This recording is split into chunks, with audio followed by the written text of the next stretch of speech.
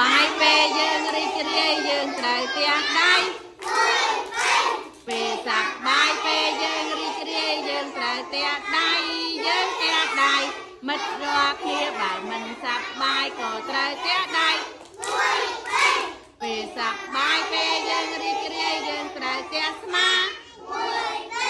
ពេលសប្បាយពេលយើងរីករាយយើងត្រូវទះស្មាយើងទះស្មាមិត្តរាល់គ្នាបើមិនសប្បាយក៏ត្រូវទះស្មា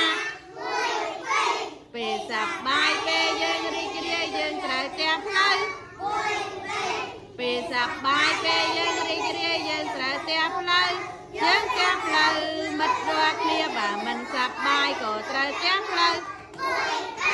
ពេលសប្បាយពេលយើងរីករាយយើងត្រូវគួរជើង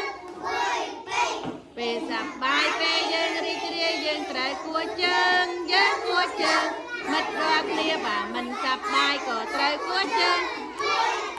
ចេះដែរអ្នកគ្នាចា